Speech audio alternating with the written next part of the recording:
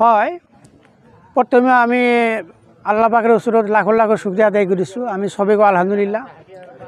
কিন্তু যোৱাকালি 7/5/2024 চন কালি ভোটৰ দিন আছিল। কালি 12টা চাৰে 12টামান বজাত আমাৰ ভেলাগোৱা পাৰ্ট 2 গাঁৱৰ নুৰুদ্দিন নামৰ এজন 56 বছৰীয়া বয়সীয়াল এক ব্যক্তি ভেলাগোৱা পাৰ্ট 1ত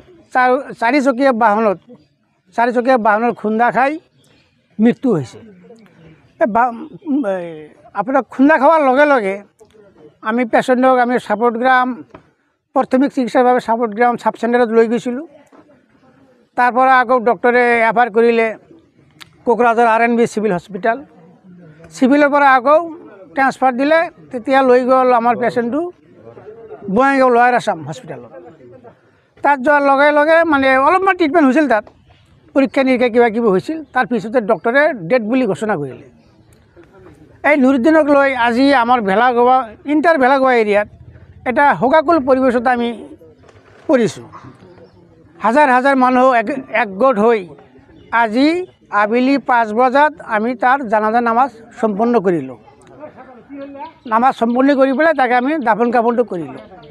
আপোনালোকে সকলে দোয়া কৰিব আমাৰ নুৰুদ্দিন সাহাবৰ দেহু যাতে ৰুহুটো যাতে আল্লাহ পাকৰ জান্নাতুল ফেৰদাউস নসিব হয়, এইটো আপোনালোকৰ ওচৰত কামনা কৰিছোঁ।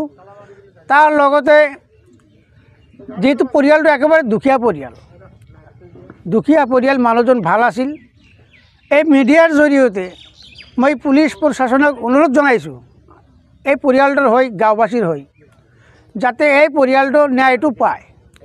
ন্যায় পোৱাত যাতে আমাৰ আৰক্ষী বিষয়া যাতে কোনো প্ৰকাৰৰ কৃপণালী নকৰে, যেতিয়া যি ৰিপোৰ্টটো লাগে সময়মতে যাতে দিয়ে, এইখিনি আমি প্ৰশাসনৰ ওচৰত দাবী জনাইছোঁ।